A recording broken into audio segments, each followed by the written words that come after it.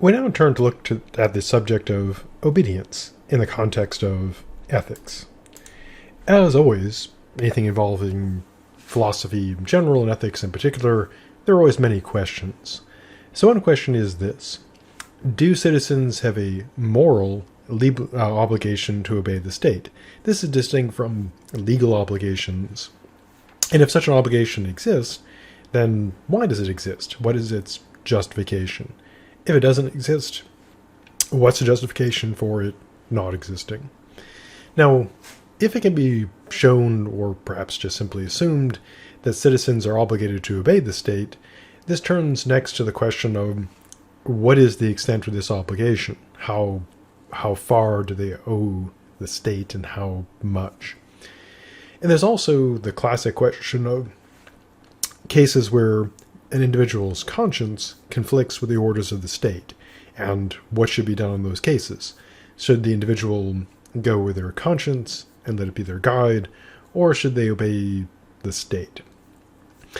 Now, as with many questions of ethics, there's also the question of what are humans like by nature? Because as we saw with things like moral education, this is relevant to the question of obedience, because if people are, say, naturally obedient, then we probably should be more morally forgiving if people obey. And if people are more naturally rebellious, that has to be taken into account as well. And as might be suspected, if you ask, 10 different theorists about human nature and obedience, you'll get 14 or 15 different answers. Now, a researcher who kind of infamously attempted to address the question of obedience to authority was Stanley Milgram.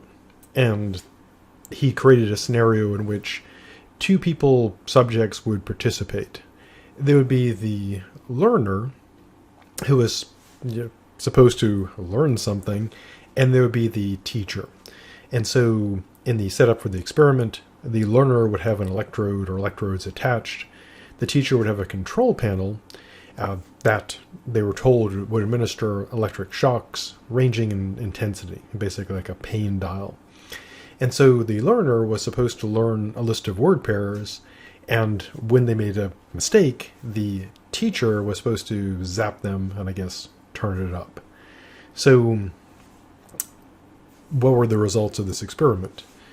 The majority, according to the reported results, 2/3, of people supposedly administered the shocks all the way up to the highest setting. And apparently the learner was pleading and being in pain and asking for the experiment to stop. Now, what occurred was people would typically pause, and the experimenter, the person directing it, armed with a clipboard and I guess a lab jacket or something, would tell them to continue. But of course, this is a college experiment, and the experimenter had no real power to enforce these commands. And according to the story of this experiment, the people involved, when asked what was the right thing to do, they apparently all said that disobedience was proper. Now, with all psychological experiments, especially those in the past, it's always well worth going and looking at, say, the current research in the area and seeing if the results have been, overturned or questioned, or at the very least have been sort of refined a bit. Now, lest you think that Milgram was a complete sociopath, the learner was an actor, so they weren't really in pain, they weren't really being zapped. And the experiment was not about learning word pairs. The experiment was about to see how far people would supposedly go when it came to obeying authority. And concerns about obedience to authority have always been around, going back to Socrates, and talked about them, and obviously way before Socrates. But World War II, especially with Nazi Germany, that raised questions about how would people just obey seemingly obviously evil commands, and how could seemingly normal people become instruments of great evil. And one explanation is, of course, people are basically evil and just waiting for a chance to do evil, kind of a Hobbesian approach. There's also the view that Milgram put forth, which is people tend to obey, and they'll go along even though when they know what they're doing is wrong. So an interesting question about human psychology, whether people are naturally obedient, naturally not obedient, or of course there's always a possibility that people vary quite a bit. Now turning to the ethics, because in terms of the question of are people naturally obedient, again, it seems to depend, and we don't have a definite answer. And people, as a matter of fact, do seem to obviously vary quite a bit in their tendency to want to obey. Or perhaps it's the case that people vary strongly in their ethics, which override the obedience or some other such combination. So what is the basis of obedience? So in general, people who are not like anarchist, by definition, they would reject any obligation to the state, but it's generally accepted that citizens have at least some obligation to obey some of the commands of the authorities of the state. And again, if a person is an anarchist, they would take the view that one does not have any obligation to obey the state because the state is fundamentally and morally illegitimate. So one common argument advanced, and we'll see this with our good friend Socrates, is that the obligation is a matter of debt, that a person accepts the benefits of the state, things like, obvious things like the protection of the military and the police, in varying degrees depending on how the military and police treat this individual citizens. In the United States, such things as public education for those who have access to it, and other services such as roads, etc., provided by the state. And the idea is that since we get stuff from the state, we should morally obey the state. Now, another common argument is the social contract argument, that the citizens agree to obey the state. Now, in some cases, this is an explicit agreement for people who, for example, in the United States, who become naturalized, and they are consciously, agreeing to become citizens and presumably to obey. People who are born in a country, born in a state, they don't typically, with some notable exceptions, have to explicitly, swear obedience to the state. But there are cases where they might have to take various oaths and so forth to the state, depending on their job, etc. In this case, where citizens don't actively, stand up and say they agree to obey, the usual workaround is that they provide what's called tacit agreement by remaining in the state, and this is an expression of willingness to obey. So the idea is that one agrees to it, and that therefore one is obligated. So again, the first one is the sort of, you get benefits. It's kind of like the parents' argument that when one lives under their roof, one must follow their rules. And in the case of the agreement argument, the idea is kind of like a contract, like a business contract where you agree to the contract, so you're obligated to follow it. Now, of course, people can counter this by arguing that getting benefited by the state provides no obligations whatsoever, or few, or that a person, is, this is offset by, say, harms the state inflicts. In the case of the agreement, a person could say that they never agreed to it, and a person could also contend that the agreement is coerced, that when you're born in a state, you don't have any choice. And in certain states, of course, there'd be harsh penalties for not going along with the state. And really, there's very few places you can go if you don't want to be, a citizen under the authority of the state. Very few places that would be, survivable. Now, in the past, some rulers claimed a divine right or other special right to be obeyed. Way back, in pagan times, rulers would often claim to be either gods themselves or the children of gods. And of course, once Christianity and Islam got going, especially Christianity, a Christian king could not typically sanely claim to be a divine being, because that would be, like blasphemy for them to claim to be, the son of God, or obviously in the case of God. But of course, what they could do is claim they rule by divine right. They're not God, they're not the son of God, but God wants them to be on the throne. And that was common view. Another argument is a very pragmatic one, that the obligation is purely practical, and in many ways you could argue that it's not an obligation at all, it's just being practical. That citizens should obey, not out of a moral obligation, but simply to avoid being hurt by the people with guns and clubs and so forth, who will hurt them or kill them if certain people tell them to do so. People we call the rulers of the state.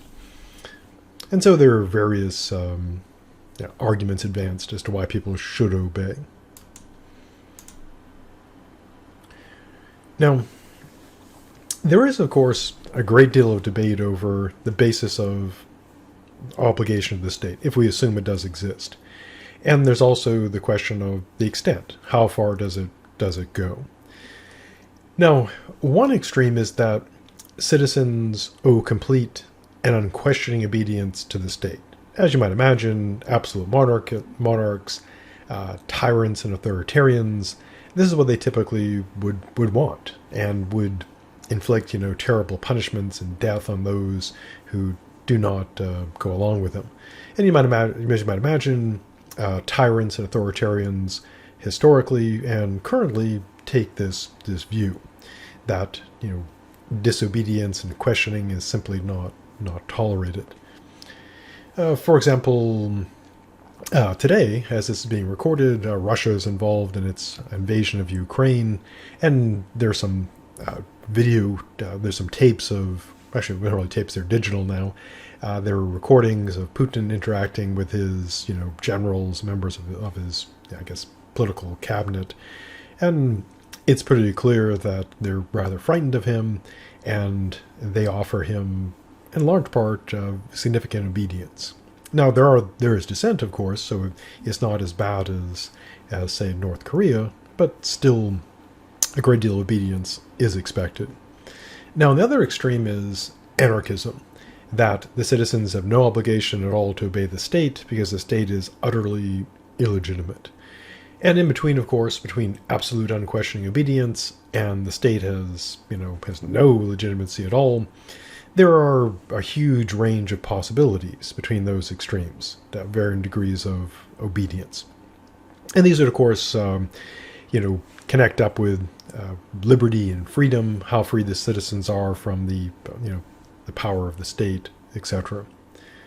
Now, when it comes to debating when people should obey and to how much they should obey, it's often cast in terms of a conflict between the individual's conscience and the obligation to obey the authority, obey the state. Now, this can be cast in other ways, of course, but that's commonly the way the question is put. When your conscience conflicts with the orders of the state, what should you do? Now, we typically kind of assume that in these cases, the individual has like a good conscience and the state is being bad. We think of the state as like, being a bad state or issuing a bad command, which is a possibility. There can be obviously cases where one could say intuitively or argue that the individual's conscience or morality is good and the orders of the state are intuitively morally wrong. I mean, this obviously, like any question in ethics, this could all be debated and disputed, but imagine a soldier is ordered to engage in genocide or to massacre unarmed civilians. In that case, if a soldier doesn't do so, we would probably be inclined to say, unless we're an authoritarian psychopath ourselves, we'd probably be inclined to say that a soldier who does not engage in the massacre of unarmed civilians who are guilty of nothing, or engages in genocide against people, that their conscience is good and the state is wrong. Now, in other cases, and these are ones that are often not considered by people, are cases where the individual's conscience or morality, one could argue or see intuitively as being bad, and in this case, the orders of the state would seem to be intuitively or arguably morally right. And again, as always, one could battle over intuitions and dispute, the rightness and wrongness of it. But here's an example that would probably be appealing to people who aren't, say, racist.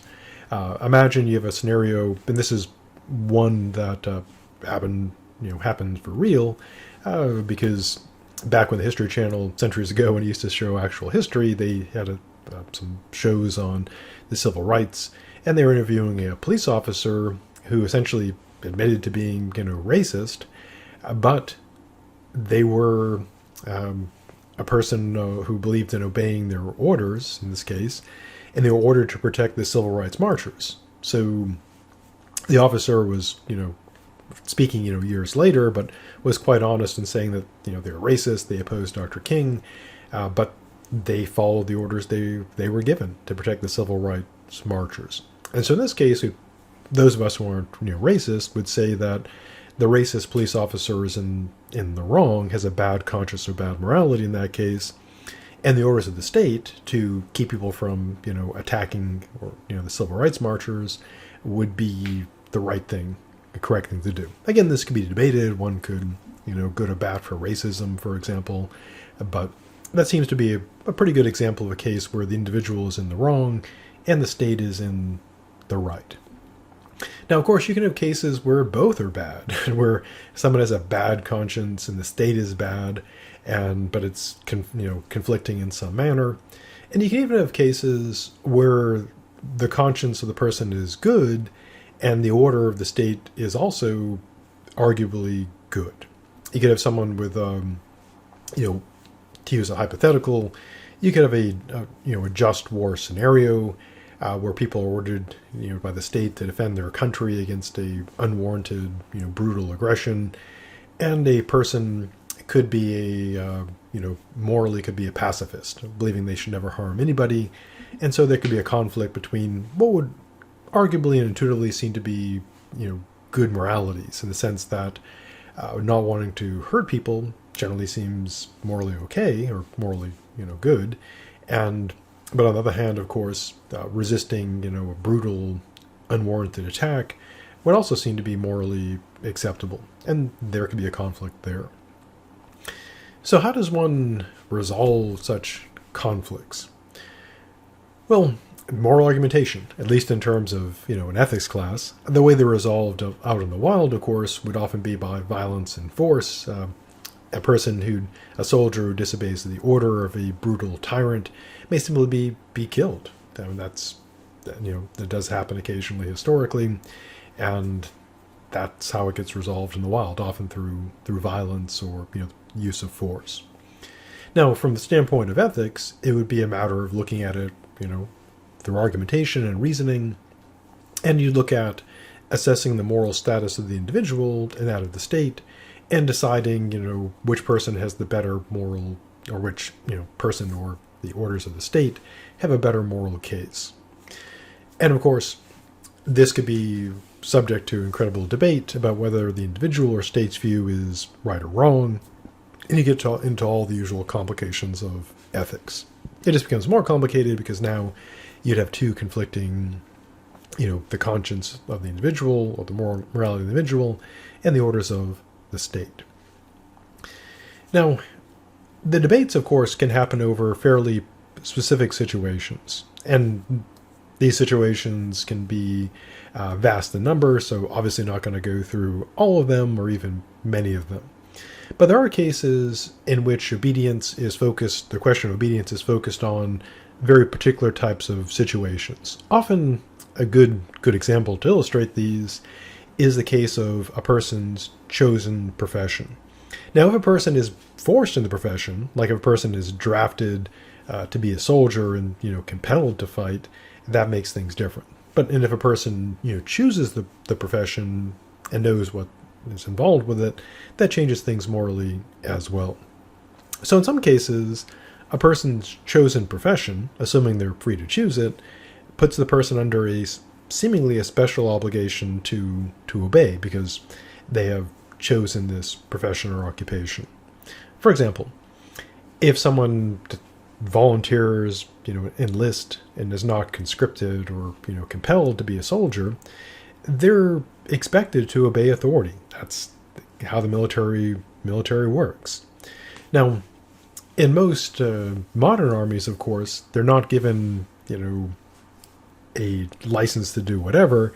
They're still held to, standards of ethical responsibility. There's also legal stuff, but there's a general expectation of obedience. There's also, of course, a case of the police. If a person chooses to join the police, they're expected to obey the law, at least in theory, and that would be kind of a special scenario. So if someone willingly becomes a police officer, that would seem to entail they would accept the authority of the law. Now this leads, of course, to obvious questions about which laws they're following. Are they following, say, the explicit laws or kind of unstated rules? What authority are they serving? And it gets complicated. Finally, as a final example, government officials, at least in countries like the United States, are generally expected to obey the laws of the state. One, assuming again it's voluntary, one is not like forced or compelled to hold office. And so if someone decides to run for Senate or House or something, or they, have a bureaucratic function a job they accept, they're supposed to do their job. Now, some years back, there were some controversial cases that made the news where government officials who were supposed to issue marriage licenses were refusing to do so in the case of same-sex couples, even though the law was that same-sex couples could be married. And they made the argument that they were opposing it on the grounds of conscience. And then later this was often retooled into religious defense, because if you're going to argue something in the United States, religion is a very pragmatically effective way to go because it gives all kinds of carve-outs and special exceptions. So this was debated, and so it does raise that question. If someone is sincerely, in good faith, morally opposed to same-sex marriage, and their job requires them to issue marriage licenses to people, what should they do? And that's a complicated matter, because there's a question of should the state be allowed to force people to do things that they don't agree with? And people often, of course, tend to decide based on how they feel about it. So someone who is anti-same-sex marriage would probably say, yes, of course, they have the right to refuse. Someone who's in favor would probably say, no, that's terrible. But we should base our approach to obedience and disobedience based on not just particular cases we like or dislike, but hopefully like a general principle. So if the state was, if someone is, yes, the person should obey the state, you always have to, do what you're told. Well, we probably don't want to have that principle, because just imagine, a slightly different scenario where or rather different scenario where the official is, charged with, say, rounding up and executing same-sex couples. And in that case, the person who's for same-sex marriage probably wouldn't want them to simply obey that law. Now, of course, we can debate, whether particular laws are good or bad. So you could say that a government official has an obligation to fulfill their duty, and you could also add in, provided that the laws themselves are not morally horrific. And that would be a reasonable approach, because that way you could have a requirement for obedience, but also allow exceptions for evil laws. Now, in some cases, individual choice or agreement does put the person under a special obligation, assuming you believe in such obligations. Those, of course, could be argued right down to the foundation. For example, back when I went to college long ago, I had to go and prove that I registered for the draft. They called it selective service. And I had to do this in order to receive federal financial aid. And so essentially I basically needed the money because I couldn't have afforded college without federal financial aid. And so I agreed that, if I was called up, I agreed to enter the selective service in order to get that money. And I would be expected to, serve if called upon. And now, of course, I'm so old that they don't, unless things are really, really bad, they're not gonna want me. In fact, I don't think I even keep up with that anymore. I don't think I'm legally obligated anymore. At least I hope so. So that is a general introduction to obedience and disobedience and some of the moral issues and complications there. We'll turn next to our good dead friend Socrates again, talking about obedience.